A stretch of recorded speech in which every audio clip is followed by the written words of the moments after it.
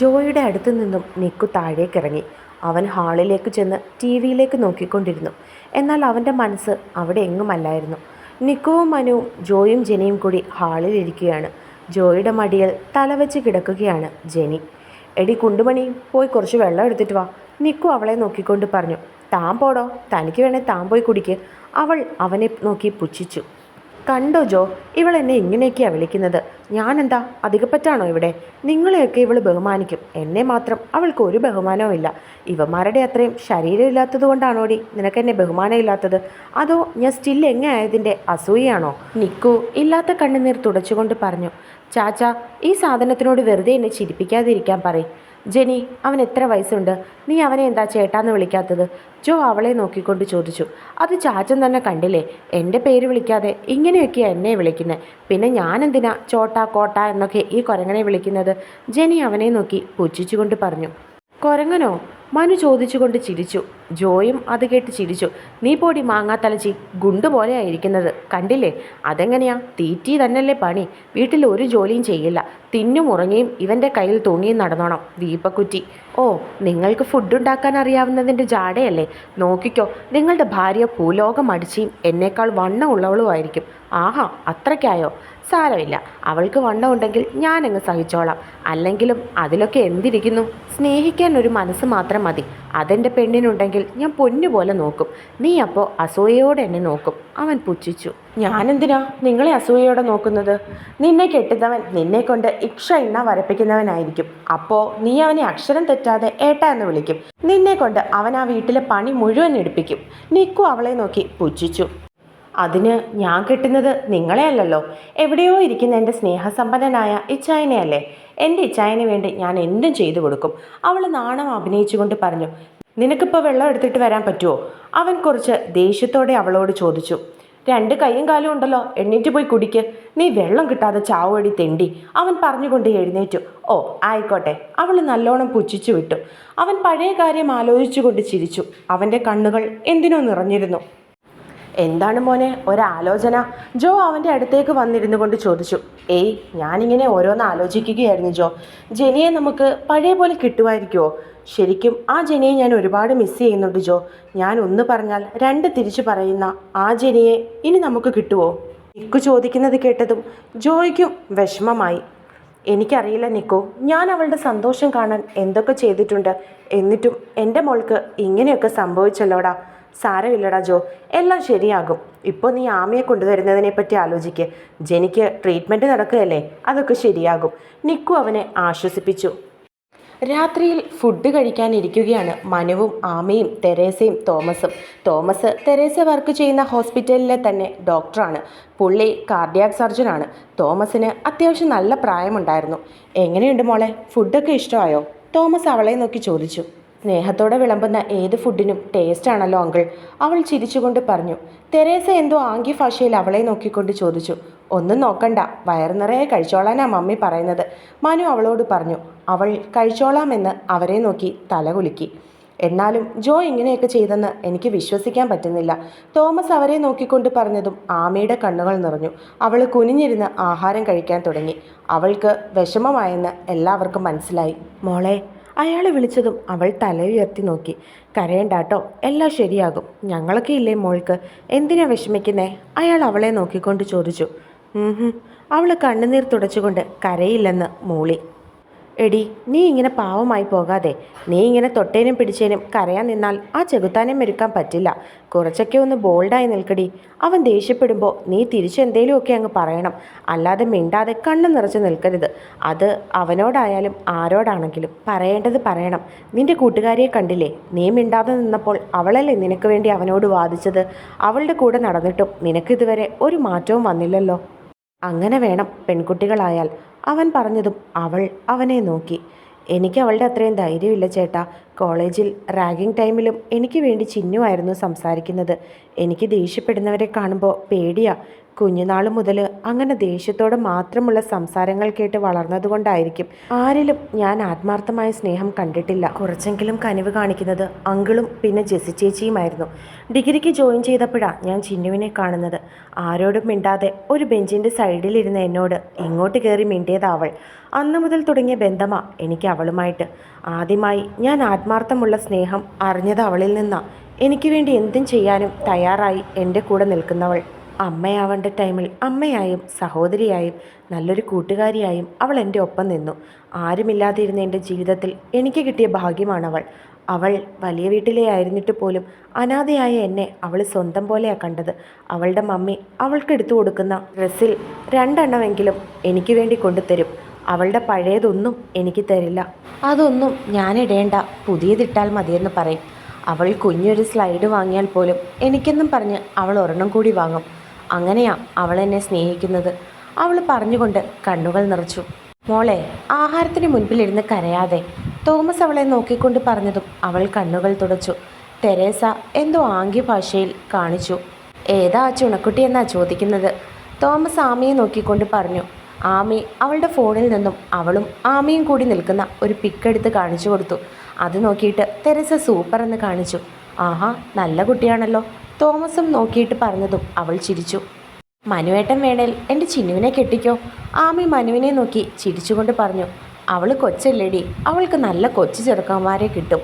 അപ്പോൾ ഞാനും കൊച്ചല്ലായിരുന്നോ? അത് നിൻ്റെ കെട്ടിയവനോട് ചോദിക്കണം. നിങ്ങളൊക്കെ എന്താ ഇതുവരെ കല്യാണം കഴിക്കാഞ്ഞേ? അവൾ സംശയത്തോട് ചോദിച്ചു. അതൊന്നും ഇല്ലടി, ഞാനൊരു സത്യം പറയട്ടെ. ജോ എന്നെയും നിക്കുവിനേക്കാളും 2 വയസ്സ് മൂത്തതാ. എനിക്ക് നിക്കുവിനും 27 വയസ്സേ ഉള്ളൂ. ഞങ്ങളൊക്കെ കല്യാണപ്രായം ആയതേ ഉള്ളൂ. പക്ഷേ നിന്റെ കെട്ടിയവനുണ്ടല്ലോ, അവനാണ് കെട്ടാതെ നിന്നത്. അവന് പറ്റിയ കൊച്ചിനെ അവൻ തന്നെ കണ്ടെത്തിക്കോളാം എന്ന് പറയും. ഞങ്ങൾ ആരെ കാണിച്ചു കൊടുത്താലും അവൻ ഇഷ്ടപ്പെടില്ല. പക്ഷേ അതിൻ്റെ കാര്യം എന്താണെന്ന് എനിക്കും നിക്കുവിനും അറിയാം. അതെന്താ? അതോ, അത് അവന് പേടിയായിരുന്നു. വന്നു കയറുന്നവൾ അവനെയും ജെനിയെയും തമ്മിൽ അകറ്റുമോന്ന്. ജെനിയെ സ്നേഹിക്കുന്നത് കാണുമ്പോൾ അവൾക്ക് എന്തേലും തോന്നുമോ എന്നൊക്കെ. അവൻ്റെ സ്വഭാവം വെച്ചിട്ട് അങ്ങനെ എന്തേലും ഉണ്ടായാൽ അപ്പോൾ തന്നെ തൂക്കിയെടുത്തവൻ പുറത്ത് കളയും. പെങ്ങളെ പെങ്ങളായിട്ടും ഭാര്യയെ ഭാര്യയായിട്ടും അല്ലേ സ്നേഹിക്കുന്നത്? പിന്നെന്താ പ്രശ്നം? അതിപ്പോൾ എല്ലാവരും അങ്ങനെ ചിന്തിക്കുമോടി? പല പെൺകുട്ടികളും പലതരത്തിലുള്ള മനസ്സല്ലേ. പിന്നെ നിങ്ങളെങ്ങനെയാ ഇത്ര ഫ്രണ്ട്സായത്? അത് സ്കൂളിൽ വെച്ച് എങ്ങനെയോ യാദൃച്ഛികമായിട്ട് ഞങ്ങൾക്കിടയിൽ വന്നതാ അവൻ. പിന്നെ അവൻ്റെ കൂട്ടുകാരേക്കാൾ ബന്ധം ഞങ്ങളുമായിട്ട് അവൻ ഉണ്ടാക്കി. പിന്നെ പറഞ്ഞു വന്നപ്പോൾ പപ്പയെയും നിക്കുവിൻ്റെ അച്ഛനെയും അവൻ്റെ പപ്പയ്ക്ക് അറിയാം. അങ്ങനെ ഫാമിലി കൊണ്ടും ഞങ്ങൾ ഒന്നിച്ചു. ആ ബന്ധം പിന്നെ ദൃഢമായി. എല്ലാവരും സ്കൂളും കോളേജും മാറിയപ്പോഴും അവിടെയും ഞങ്ങൾ ഒന്നിച്ചു. അവൻ പറഞ്ഞുകൊണ്ട് ചിരിച്ചതും അവളും പുഞ്ചിരിച്ചു. ഫുഡെല്ലാം കഴിഞ്ഞ് രാത്രിയിൽ കിടക്കാൻ വന്നതാണ് ആമി. രാവിലെ ജോയ് എടുത്തു കൊടുത്ത ഡ്രസ്സ് അവൾ കവറിൽ നിന്ന് പോലും എടുക്കാതെ വെച്ചിരിക്കുകയായിരുന്നു. അവൾ അതെല്ലാം തുറന്നു നോക്കി. അതിൽ അവൾക്കെടുത്ത ഡ്രസ്സിൻ്റെ കൂടെ അവൾക്ക് വേണ്ടുന്ന ഇന്നേഴ്സും ഉണ്ടായിരുന്നു. അവൾ ഒരു നിമിഷം ഞെട്ടി. ഇതൊക്കെ അവൻ എപ്പോൾ എടുത്തു എന്നവൾ ചിന്തിച്ചു. അവൾക്കെന്തോ ഒരു ജാളിത തോന്നി. അവൾ അത് കവറിൽ വെച്ചിട്ട് നൈറ്റ് ഡ്രസ്സ് എടുത്തു. അവൾ ഓരോ നൈറ്റ് ഡ്രസ്സും എടുത്തു നോക്കി. എല്ലാം അവളുടെ ഫേവറേറ്റ് കളേഴ്സ് തന്നെയാണെന്നുള്ളത് അവളെ അത്ഭുതപ്പെടുത്തി. അവൾ അത് ഓരോന്നും എടുത്തിട്ട് നോക്കി. എല്ലാം അവൾക്ക് കറക്റ്റ് സൈസ് തന്നെയായിരുന്നു. ഇത്രയും കറക്റ്റായിട്ട് എങ്ങനെയാണ് അവന് ഡ്രസ്സ് എടുക്കാൻ പറ്റുന്നത് എന്ന് അവൾ ചിന്തിച്ചു. അവൾ അതെല്ലാം കവറിൽ തന്നെ മടക്കി വെച്ചു. രാവിലെ മുതലുള്ള ജോയുമായിട്ടുള്ള ഓരോന്നും അവളുടെ മനസ്സിൽ കൂടി കടന്നുപോയി. അവൾ അവളുടെ മിന്നുമാല കയ്യിൽ മുറുക്കി പിടിച്ചുകൊണ്ട് കട്ടിലിലേക്ക് കിടന്നു. ഇതേ സമയം മറ്റൊരിടത്ത് അവൾ മുറിയിലുണ്ടായിരുന്ന സാധനങ്ങളെല്ലാം വലിച്ചെറിഞ്ഞു. ശബ്ദം കേട്ട് അവളുടെ പപ്പ മുറിയിലേക്ക് വന്നു. മെറിൻ, എന്താ മോളെ ഇത്? നിനക്ക് ഭ്രാന്താണോ?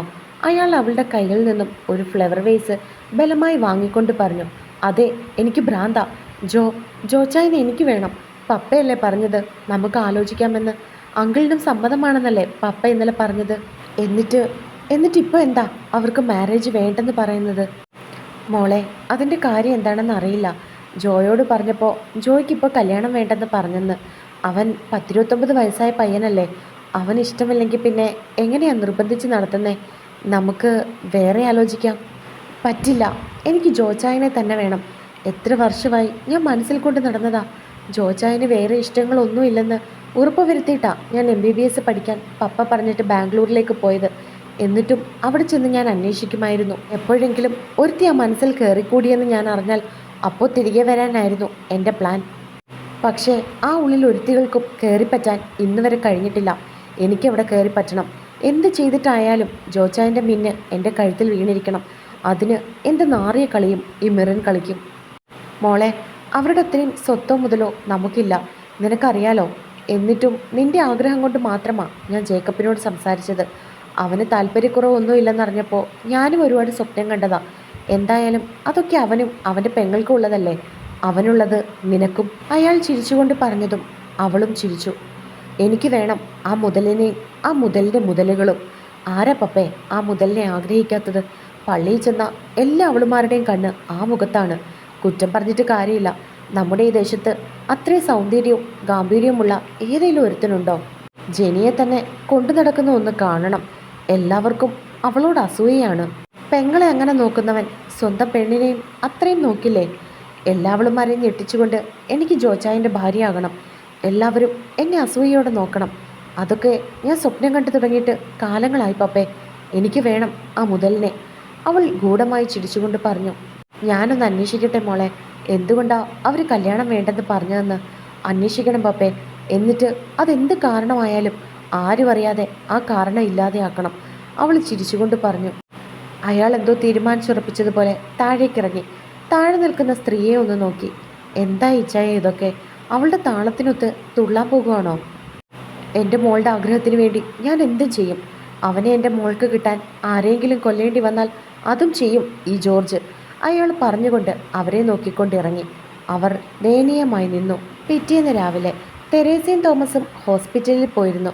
രാവിലെ എഴുന്നേറ്റ് വന്ന ആമി കാണുന്നത് എവിടെയോ പോകാൻ ഷൂവും സോക്സും സെറ്റിയിലിരുന്നിടുന്ന മനുവിനെയാണ്. ആ മോള് വന്നോ?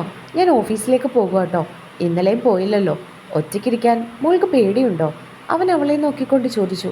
അവൾ ഉണ്ടെന്ന് തലയാട്ടി. പേടിക്കണ്ട കേട്ടോ, ഇവിടെ ആരും അങ്ങനെ വരില്ല. പിന്നെ ആര് വന്ന് വിളിച്ചാലും കതക് തുറക്കണ്ട.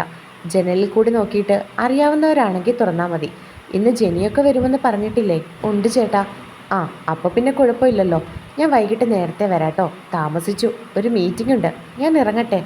ശരി ചേട്ടാ, അവൾ ചിരിച്ചുകൊണ്ട് പറഞ്ഞു. പിന്നെ രാവിലത്തെയും ഉച്ചയ്ക്കുള്ളതൊക്കെ അടുക്കളയിൽ ഇരിപ്പുണ്ട്. മോള് ചൂടാക്കി കഴിച്ചോളണേ. അവൻ പോകുന്നതിന് മുൻപേ അവളെ ഓർമ്മിപ്പിച്ചു. അവൾ ചിരിച്ചുകൊണ്ട് തല കുലുക്കി. മനു പോയതും അവൾ TV കാണാൻ തുടങ്ങി. കുറച്ചു കഴിഞ്ഞതും മനു വിളിച്ച് ഏതോ ഫയലെടുക്കാൻ മറന്നുപോയെന്നും അതവൻ്റെ ഷെൽഫിലുണ്ടെന്നും നിക്കു വരുമ്പോൾ കൊടുത്തു വിടണമെന്നും അവളോട് പറഞ്ഞു. പുറത്തൊരു ബൈക്കിൻ്റെ സൗണ്ട് കേട്ടതും നിക്കു ആയിരിക്കുമെന്ന് കരുതി അവൾ ജനലിൽ കൂടി നോക്കാതെ തന്നെ കതക് തുറന്നു മുൻപിൽ നിൽക്കുന്ന ആളിനെ കണ്ടതും അവളുടെ ഹൃദയമിടിപ്പ് കൂടി. കൈകൾ വിറച്ചു. അവൾ വിയർക്കാൻ തുടങ്ങി. പെട്ടെന്ന് അവൾ ഡോറടയ്ക്കാൻ തുടങ്ങിയതും അവൻ ചിരിച്ചുകൊണ്ട് ഡോറ് തള്ളി തുറന്ന് അകത്തേക്ക് കയറി. അവൻ ഡോറ് ലോക്ക് ചെയ്തിട്ട് അവളുടെ അടുത്തേക്ക് നടന്നു. അവൻ വരുന്നതനുസരിച്ച് അവളും വിറച്ചുകൊണ്ട് പുറകോട്ട് നടന്നു. അവൻ ചിരിയോടെ അവളുടെ അടുത്തേക്ക് നടന്നു. അവൾ അവനെ തന്നെ നോക്കി. ഒരു ബ്ലൂ കളർ ഷർട്ടും അതിന് ചേരുന്ന കരയുള്ള മുണ്ടുമായിരുന്നു. ഷർട്ടിൻ്റെ ബട്ടൺസ് മുകളിൽ പാതി അഴിച്ചിട്ടിരിക്കുകയാണ്. രോമാവൃതമായ അവൻ്റെ നെഞ്ചിൽ പറ്റിച്ചേർന്ന് സ്വർണ്ണമാല കിടപ്പുണ്ട്. ബൈക്കിൽ വന്നതുകൊണ്ട് തന്നെ മുടി അലസമായി പാറി പറന്ന് കിടക്കുകയാണ്. അവൾ ആദ്യമായിട്ടായിരുന്നു അവനെ മുണ്ടും ഷർട്ടും ഇട്ട് കാണുന്നത്. അവനത് നല്ലതുപോലെ ചേരുന്നതായി അവൾക്ക് തോന്നി.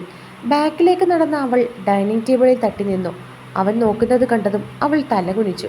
അവൻ അവളുടെ അടുത്ത് വന്ന് നിന്നുകൊണ്ട് അവളുടെ രണ്ട് സൈഡും കൈ ഊന്നി അവളുടെ അടുത്തേക്ക് മുഖമടുപ്പിച്ചു. അവളുടെ മുഖവും കഴുത്തും വിയർപ്പ് കണങ്ങളാൽ നിറഞ്ഞു. ചുണ്ടുകൾ വിറകൊണ്ടു. രണ്ട് കൈകളും അവൾ ഇട്ടിരുന്ന പാൻറ്റിൽ മുറുക്കി പിടിച്ചുകൊണ്ട് അവൾ കണ്ണുകളെ ഇറുക്കി അടച്ചു പിടിച്ചു. എന്താ ഭാര്യയെ, ഒറ്റയ്ക്കിരുന്ന് ബോറടിച്ചോ? അവൻ ഒരു കൈ കൊണ്ട് അവളുടെ ബെന്നിയനടിയിൽ കിടന്ന മിന്നുമാല എടുത്ത് പുറത്തേക്ക് ഇട്ടുകൊണ്ട് ചോദിച്ചു. അവൾ കണ്ണുകൾ വലിച്ചു തുറന്നുകൊണ്ട് അവനെ നോക്കി. ഇവിടുന്ന് പോ, ഇല്ലെങ്കിൽ ഞാൻ മനുവേട്ടനെ വിളിക്കും. അവൾ അവൻ്റെ നെഞ്ചിൽ കൈവച്ച് തള്ളിക്കൊണ്ട് അവനെ നോക്കാതെ എങ്ങനെയോ പറഞ്ഞു. അത് കേട്ട് അവന് ദേഷ്യം വന്നു. അവൻ ആരാടി നിന്റെ? എന്നേക്കാൾ എന്ത് അധികാരം അടി അവനുള്ളത്? അവൻ അവളുടെ കയ്യിൽ പിടിച്ച് അവൻ്റെ അടുത്തേക്ക് അടുപ്പിച്ചുകൊണ്ട് ചോദിച്ചു. നിങ്ങളെ എനിക്കിഷ്ടമല്ല. എനിക്ക് വെറുപ്പാണ് നിങ്ങളോട്. നിങ്ങൾക്ക് എൻ്റെ മേലിൽ ഒരധികാരവുമില്ല. അവൾ മുഖം കുരിച്ചു വെച്ച് അവനെ നോക്കാതെ പറഞ്ഞു. അത് കേട്ട് അവൻ്റെ മുഖം ദേഷ്യം കൊണ്ട് ചുവന്ന് തുടുത്തു. ഞരമ്പുകൾ വലിഞ്ഞു മുറുകി. അവൻ ഒരു കൈ അവളുടെ ഇടുപ്പിൽ കൂടി ചുറ്റിക്കൊണ്ട് അവളെ ഉയർത്തി ടേബിളിലിരുത്തി. അവൾ ഞെട്ടി അവനെ നോക്കി. അവൻ മറുകൈ കൊണ്ട് അവളുടെ പിൻതലയിൽ പിടിച്ച് മുഖം അവൻ്റെ അടുത്തേക്ക് അടുപ്പിച്ചു. പറയടി, എനിക്കൊരധികാരവും ഇല്ലേ? അവൻ ഒന്നുകൂടി അവളുടെ മുഖം അവനോട് അടുപ്പിച്ചുകൊണ്ട് ചോദിച്ചു. അവൻ്റെ ശ്വാസവും നിശ്വാസവും അവളുടെ മുഖത്ത് തട്ടുന്നത് അവൾ അറിഞ്ഞു. അവൾ കണ്ണുകളെ ഇറുക്കി അടച്ചു പിടിച്ചു. ആമി, പറയാൻ. അവൻ ദേഷ്യത്തോടെ അവളുടെ ഇടുപ്പിൽ മുറുക്കിക്കൊണ്ട് ചോദിച്ചതും അവൾ ഞെട്ടി. ഇല്ല, അവൾ കണ്ണുകൾ അടച്ചുകൊണ്ട് തന്നെ പറഞ്ഞു. അവൻ അവളെ വിട്ടിട്ട് ദേഷ്യത്തോടെ ടേബിളിലുണ്ടായിരുന്ന സാധനങ്ങൾ കൈകൊണ്ട് തട്ടിയെറിഞ്ഞു. അതെല്ലാം നിലത്തേക്ക് വീണ് പൊട്ടിച്ചിതറി. അവൾ ഞെട്ടി കണ്ണുകൾ വലിച്ചു തുറന്നു. എന്താ ഈ കാണിക്കുന്നേ? അവൾ അവൻ്റെ കയ്യിൽ പിടിച്ചുകൊണ്ട് ചോദിച്ചു. പറയടി പുല്ലേ, ഞാൻ ആരും അല്ലേടി നിന്റെ? അവൻ അവളുടെ കവളിൽ കുത്തിപ്പിടിച്ചുകൊണ്ട് ചോദിച്ചു. അവളുടെ കണ്ണുകൾ നിറഞ്ഞു. അവൾ അവൻ്റെ കൈകളെ വിടിയിക്കാൻ ശ്രമിച്ചു. അവൻ ദേഷ്യത്തോടെ അവളെ നോക്കി. അവൻ്റെ നോട്ടം കണ്ടതും അവൾ അവനെ എതിർക്കുന്നത് നിർത്തി. അവൻ അവളുടെ കവളിൽ നിന്നും പിടിവിട്ടുകൊണ്ട് അവളുടെ 2 കാലുകളും ബലമായി അകത്തിക്കൊണ്ട് അവളുടെ ഇടുപ്പിൽ പിടിച്ച് അവനിലേക്ക് ഒന്നുകൂടി അടുപ്പിച്ചു. അവൾ അവൻ്റെ നെഞ്ചിൽ തട്ടി നിന്നു. വേണ്ട, അവൾ പേടിച്ചു പറഞ്ഞു. അതിന് ഞാൻ തുടങ്ങിയിട്ടല്ലേ ഉള്ളൂ. ഇപ്പോഴേ വേണ്ടെന്ന് പറഞ്ഞാൽ എങ്ങനാ ഭാര്യയെ? അവൻ ചിരിച്ചുകൊണ്ട് ചോദിച്ചു. അവൾ അവനെ നോക്കാനാകാതെ തലകുനിച്ചു. അവൻ കെട്ടിവെച്ചിരുന്ന അവളുടെ മുടി അഴിച്ചിട്ടുകൊണ്ട് അവളുടെ കഴുത്തിലേക്ക് മുഖം പൊഴുത്തി. അവൾ അവൻ്റെ കഴുത്തിൻ്റെ സൈഡിൽ പിടിച്ച് അവനെ മാറ്റാൻ ശ്രമിച്ചു. അതിനനുസരിച്ച് അവൻ്റെ കൈകൾ അവളുടെ ഇടുപ്പിൽ മുറുകി. അവൻ്റെ താടിരോമങ്ങൾ അവളുടെ കഴുത്തിൽ കൊണ്ടുകയറുന്നത് പോലെ അവൾക്ക് തോന്നി. അവൻ അവളുടെ കഴുത്തിൽ നാവുകളും ചുണ്ടുകളും ഉപയോഗിച്ച് ചുംബിച്ചു. അവൾ പുറകിലേക്ക് വളഞ്ഞു. അവൻ ഒന്നുകൂടി അവളുടെ ഇടുപ്പിൽ പിടിച്ച് അവനോട് അടുപ്പിച്ചുകൊണ്ട് അവളുടെ കഴുത്തിൽ ചുംബിച്ചു. അവൾ അവൻ്റെ തലമുടിയിൽ ശക്തിയായി പിടിച്ചുകൊണ്ട് അവനെ മാറ്റാൻ ശ്രമിച്ചുകൊണ്ടിരുന്നു. അവന് വേദനയെടുത്തതിൻ്റെ ഫലം എന്നവണ്ണം അവൻ അവളുടെ കഴുത്തിൽ അമർത്തിക്കടിച്ചു. അവൻ്റെ ഒരു കൈ അവളുടെ മാറിൽ മുറുകി. അവളുടെ കണ്ണുകൾ നിറഞ്ഞൊഴുകി. അവനെ എതിർക്കാനുള്ള ശക്തി അവൾക്കില്ലെന്ന് അവൾക്ക് മനസ്സിലായി. അവളുടെ കൈകൾ അയഞ്ഞു. അവൻ അവളുടെ കഴുത്തിൽ നിന്നും മുഖമുയർത്തി അവളെ നോക്കി. കണ്ണുകൾ ഇറുക്കി അടച്ചു പിടിച്ചിരിക്കുകയായിരുന്നു അവൾ. ചുണ്ടുകൾ വിറയ്ക്കുന്നുണ്ടായിരുന്നു. അത് കാണും തോറും അവൻ്റെ മനസ്സിൻ്റെ താളം തെറ്റി. അവൻ്റെ ശരീരം ചൂട് പിടിക്കുന്നത് അവൻ അറിഞ്ഞു. അവൻ്റെ അനക്കമൊന്നുമില്ലാഞ്ഞതും അവൾ കണ്ണുകൾ തുറന്നു നോക്കി. അവൾ കണ്ണുകൾ തുറക്കുന്ന സമയം കൊണ്ട് തന്നെ അവൻ അവളുടെ ചുണ്ടുകളിൽ അമർത്തി കടിച്ചു. അവൾ അവൻ്റെ ഷോൾഡറിൽ അടിക്കുകയും അവനെ തള്ളി മാറ്റാൻ ശ്രമിക്കുകയും ചെയ്തു. അവൾ എതിർത്തതും അവൻ വാശിയോടെ അവളെ ചുംബിച്ചു. അവളുടെ കണ്ണുകൾ നിറഞ്ഞൊഴുകി. അവൾ അവനെ എതിർക്കുന്നതൊന്നും അവൻ്റെ ശരീരത്തിൽ ഏൽക്കുന്നില്ലെന്ന് മനസ്സിലായതും അവസാന ശ്രമം എന്നവണ്ണം അവൾ തുറന്നിട്ടിരിക്കുന്ന അവൻ്റെ ഷർട്ടിനിടയിൽ കൂടി അവൻ്റെ നെഞ്ചിലെ രോമത്തിൽ പിടിച്ചു വലിച്ചു. അവന് വേദനയെടുത്തതും അവളിൽ നിന്നും അവൻ വിട്ടുമാറി. അവൾ ശ്വാസം ആഞ്ഞു വലിച്ചു. അവളൊന്ന് ഓക്കെ ആയെന്ന് മനസ്സിലായതും അവൻ അവളുടെ 2 കാലുകളിലും പിടിച്ച് അവൻ്റെ അടുത്തേക്ക് അടുപ്പിച്ചു. അവൾ നിറക്കണ്ണുകളോടെ അവനെ നോക്കി. അവൻ ഒരു കൈ കൊണ്ട് അവളുടെ കണ്ണുനീർ തുടച്ചു കൊടുത്തുകൊണ്ട് അവളുടെ നെറ്റിയിൽ ചുംബിച്ചു. പൊട്ടിയിരിക്കുന്ന അവളുടെ ചുണ്ടിലെ ചോര അവൻ തള്ളവിരൽ കൊണ്ട് തുടച്ചു. ഈ ചൈനെ വേദനിപ്പിച്ചതിന് എൻ്റെ പെണ്ണിന് ശിക്ഷ വേണ്ടേ? അവൻ അവളുടെ കാതിലായി പറഞ്ഞതും അവൾ ഞെട്ടി അവനെ നോക്കി. അവൻ അവളുടെ തല ചരിച്ചു പിടിച്ചുകൊണ്ട് അവളുടെ ചുണ്ടുകളിലേക്ക് ചുണ്ടുകൾ ചേർക്കാൻ പോയതും അവൾ ചുണ്ടുകൾ അവന് വിട്ടു നൽകാതെ മുറുക്കി പിടിച്ചു. അവൾ ഒരു കൈകൊണ്ട് വാ പൊത്തിപ്പിടിച്ചു. നീ കൈമാറ്റുന്നോ അതോ ഞാൻ മാറ്റണോ? അവൻ ദേഷ്യത്തോട് ചോദിച്ചതും അവൾ അവനെ നോക്കാതെ കുനിഞ്ഞിരുന്നു. അപ്പോഴും അവൾ വാ പൊത്തിപ്പിടിച്ചിരുന്നു. അവൻ ചിരിച്ചുകൊണ്ട് അവളുടെ ബനിയനിൽ പിടിച്ചു. അവൾ ഞെട്ടി അവനെ നോക്കി. ഇത് ഞാൻ ഇപ്പോൾ എടുക്കും, അറിയാലോ എന്നെ, വാശി പിടിപ്പിക്കരുത്. പിന്നെ എൻ്റെ മുൻപിലിരുന്ന് കരഞ്ഞിട്ട് ഒരു കാര്യവുമില്ല. അവൻ ദേഷ്യത്തോടെ പറഞ്ഞതും അവൾ തൻ്റെ കൈകൾ മാറ്റി. അവൻ ചിരിച്ചുകൊണ്ട് അവളുടെ മുഖം കയ്യിലെടുത്തു. മുറിഞ്ഞിരിക്കുന്ന അവളുടെ ചുണ്ടിൽ ചുണ്ടുകളും നാവുകളും ഉപയോഗിച്ച് ചുംബിച്ചു. ബനിയൻ ഷോൾഡറിൽ നിന്നും താഴേക്ക് മാറ്റിയ ഭാഗത്തേക്ക് അവൻ മുഖം പൊഴുത്തി. അവൾ കൈകൾ ചുരുട്ടി പിടിച്ചുകൊണ്ട് കണ്ണുകളെ ഇറുക്കിയടച്ചു. അവൻ ബനിയൻ ഇടയിൽ കൂടി നഗ്നമായ അവളുടെ വയറിനെ തഴുകി. അവൾ അവൻ്റെ ഷോൾഡറിൽ പിടിച്ചുകൊണ്ട് ഉയർന്നു പൊങ്ങി. അവൻ അവളെ ഇടുപ്പിൽ പിടിച്ച് പൊക്കിക്കൊണ്ട് താഴെ നിർത്തി. അവൻ തറയിൽ മുട്ടുകുത്തിയിരുന്നു കൊണ്ട് അവളുടെ ബനിയൻ വയറ്റിൽ നിന്ന് മാറ്റി. അവൾ ഇട്ടിരുന്ന പാൻറ് കുറച്ച് താഴ്ത്തി. അവൾ അവനെ തള്ളി മാറ്റാൻ ശ്രമിച്ചു. ആമി! ദേഷ്യത്തോടെയുള്ള അവൻ്റെ വിളിയിൽ അവൾ വിറച്ചു. അവളുടെ അരയിൽ കെട്ടിയിരുന്ന ചരട് അവൻ അഴിച്ചു മാറ്റി കയ്യിലെടുത്തു. അവൾ സംശയത്തോടെ പേടിയോടെ അവനെ നോക്കി. അവൾ ഷർട്ടിൻ്റെ പോക്കറ്റിൽ നിന്നും ഒരു ബോക്സ് എടുത്തു. അതിലുണ്ടായിരുന്ന ഹാർട്ട് ഷേപ്പിലുള്ള ലോക്കറ്റ് അവളുടെ ചരടിലേക്ക് അവൻ കൊരുത്തിട്ടു. അവൾക്കൊന്നും മനസ്സിലാകുന്നുണ്ടായിരുന്നില്ല. അവൻ ചെയ്യുന്നതെല്ലാം അവൾ നിറക്കണ്ണുകളോടെ നോക്കി നിന്നു. അവൻ അതിൽ ആ ലോക്കറ്റ് ഇട്ടതിന് ശേഷം വീണ്ടും മുട്ടുകുത്തിയിരുന്നു കൊണ്ട് അവളുടെ ബനിയൻ പൊക്കി. പിടിക്കിടി! അവൻ ബനിയൻ മുകളിലേക്ക് വെച്ചു കൊടുത്തുകൊണ്ടും അവളോട് ദേഷ്യത്തിൽ പറഞ്ഞതും അവൾ പേടിച്ച് ബനിയൻ പൊക്കിപ്പിടിച്ചു. അവൻ ആ ചരട് വീണ്ടും അവളുടെ അരയിലേക്ക് കെട്ടിക്കൊടുത്തു. എന്താ ഇത്? എന്താന്ന് കണ്ടില്ലേ? അവൻ ദേഷ്യത്തോടെ ചോദിച്ചു. അവൾ ഒന്നും പറയാതെ മൂളി. അവൻ അവളുടെ വയറ്റിലേക്ക് ചുണ്ടുകൾ ചേർത്തു. പെട്ടെന്നുള്ള അവൻ്റെ പ്രവൃത്തിയിൽ അവൾ അവൻ്റെ തലമുടിയിൽ പിടിച്ചുകൊണ്ട് ഉയർന്നു പൊങ്ങി. ഇപ്പം മനസ്സിലായോ എനിക്ക് നിന്റെ അടുത്ത് എന്തിനൊക്കെ അധികാരമുണ്ടെന്ന്? അവൻ പറഞ്ഞതും അവൾ അവനെ സംശയത്തോടെ നോക്കി. എനിക്ക് മാത്രമേ നിന്നിൽ അധികാരമുള്ളൂ മിസ്സിസ് ആമിയ ജോഷുവ. എൻ്റെ ഈ കൈകൾക്ക് മാത്രമേ നിന്റെ ശരീരത്തെ തലോടാനും വേദനിപ്പിക്കാനുമുള്ള അവകാശമുള്ളൂ. നിന്റെ ശരീരത്തിലെ ഓരോ രോമകൂപങ്ങൾ പോലും എൻ്റെ സ്പർശനത്തിൽ മാത്രമേ ഉണരാവൂ. എൻ്റെ ഉമിനീരും വിയർപ്പും മാത്രമേ നിന്റെ ശരീരത്തിൽ ഉണ്ടാകാൻ പാടുള്ളൂ. ഇനി മേലാൽ നീ എനിക്ക് ഒരധികാരവും ഇല്ലെന്ന് പറഞ്ഞാലുണ്ടല്ലോ, ഈ ജോഷു ആരാണെന്ന് ശരിക്കും നീ അറിയും. വെറുതെ എന്നെ വാശി പിടിപ്പിച്ച് ഓരോന്ന് ചെയ്യിക്കരുത്. എനിക്ക് നിൻ്റെ അടുത്ത് അധികാരം കാണിക്കാൻ നിൻ്റെ കഴുത്തിൽ കിടക്കുന്ന ഈ മിന്നു മാത്രം മതി. നിൻ്റെ ആങ്ങള പോലും എന്നെ ചോദ്യം ചെയ്യാൻ വരില്ല. അത് ഞാൻ ചെയ്യാത്തത് ഞാനതിന് അത്രയും വില കൊടുക്കുന്നത് കൊണ്ടാണ്. ഒരു പെണ്ണിനെ കീഴ്പ്പെടുത്താൻ അവളുടെ കഴുത്തിലെ മിന്നു മാത്രം മതിയെന്ന് കരുതുന്നവനല്ല ഈ ജോഷുവ. അങ്ങനെ കീഴ്പ്പെടുത്തി നേടിയെടുക്കേണ്ട ആവശ്യവും ഈ ജോഷുവയ്ക്കില്ല. പിന്നെ ഞാൻ ഇത്രയും ഇപ്പോൾ ചെയ്തത് എനിക്കും ചില അവകാശങ്ങൾ ഉണ്ടെന്ന് നിന്നെ ബോധ്യപ്പെടുത്താനാ. ഇനി മേലാൽ ഞാൻ അടുത്തേക്ക് വരുമ്പോൾ എന്നോട് പോകാൻ പറഞ്ഞാലുണ്ടല്ലോ, നേരത്തെ പറഞ്ഞത് ഞാൻ ഒന്നുകൂടി പറയുക. നിന്നെ കാണാൻ തോന്നുമ്പോൾ ഞാൻ വരും. നിന്നെ കിസ് ചെയ്യാൻ തോന്നിയാൽ ഞാൻ കിസ് ചെയ്തിരിക്കും. ദേഷ്യം വരുമ്പോൾ ഞാൻ ദേഷ്യപ്പെടും, വഴക്ക് പറയും, ചിലപ്പോൾ ഒരെണ്ണം തന്നെന്നും ഇരിക്കും. ഇതിനൊക്കെ ഈ ജോഷുവയ്ക്ക് മാത്രമേ ഈ ലോകത്തിൽ അവകാശമുള്ളൂ. പിന്നെ ഞാൻ അടുത്തേക്ക് വരുമ്പോൾ മനുവേട്ടനെ വിളിക്കും എന്നൊന്നും നീ പറയരുത്. നീ ഈ പറയുന്ന മനുവേട്ടൻ പോലും എൻ്റെ നോട്ടത്തിൽ വിറയ്ക്കും. പിന്നെ ഇപ്പോൾ അവൻ എന്നോട് കാണിക്കുന്നതിന് ഞാനൊന്നും പറയാത്തത് എൻ്റെ ഭാഗത്ത് തെറ്റുണ്ടായതുകൊണ്ട് മാത്രമാണ്. അതുകൊണ്ട് നീ അതൊന്നും പറഞ്ഞ് എന്നെ ഭീഷണിപ്പെടുത്താൻ നിൽക്കണ്ട. ഈ ജോഷുവ എന്തേലും തീരുമാനിച്ചിട്ടുണ്ടെങ്കിൽ അത് നടപ്പാക്കാനും എനിക്കറിയാം. കേട്ടോടി? അവൻ മുണ്ടും മടക്കി കുത്തി അവളുടെ നേരെ കൈ ചൂണ്ടിക്കൊണ്ട് പറഞ്ഞു. അവൾ ഞെട്ടിക്കൊണ്ട് അവനെ നോക്കാതെ കുനിഞ്ഞു നിന്നു. എന്നെ വെറുപ്പാണെന്ന് പറയുമ്പോൾ അറ്റ്ലീസ്റ്റ് എൻ്റെ മുഖത്തേക്ക് നോക്കിയെങ്കിലും നീ പറയും. അവൻ പറഞ്ഞതും അവൾ നിറക്കണ്ണുകളോടെ അവനെ നോക്കി. അവൻ സെറ്റിയിൽ വെച്ചിരുന്ന ഫയലും എടുത്തുകൊണ്ട് വാതിൽ തുറക്കാൻ പോയി. പിന്നെ എന്തോ ഓർത്തതുപോലെ അവളുടെ അടുത്തേക്ക് വന്നു. അവൾ സംശയത്തോടെ അവനെ നോക്കി. ആ അരയിൽ കിടക്കുന്നത് എനിക്ക് മാത്രം കാണാനുള്ളതാ. എന്നോടുള്ള ദേഷ്യത്തിലെങ്ങാനും അത് അഴിച്ചു കളയാൻ നീ ശ്രമിച്ചാൽ. അവൻ കൈ ചൂണ്ടി അവളോട് പറഞ്ഞതും അവൾ ഇല്ലെന്ന് തലകുലുക്കി. അവൻ ഒന്നുകൂടി അവളുടെ നെറ്റിയിൽ ചുംബിച്ചുകൊണ്ട് പോയി വാതിൽ തുറന്നു. അപ്പോഴേക്കും ഒരു കാറ് വന്ന് മുറ്റത്ത് നിന്നു. കാറിൽ നിന്നും ഇറങ്ങുന്ന ആളുകളെ കണ്ടതും അവൻ തിരിഞ്ഞ് ആമിയെ നോക്കി. അവൾ അപ്പോഴും കരയുകയായിരുന്നു.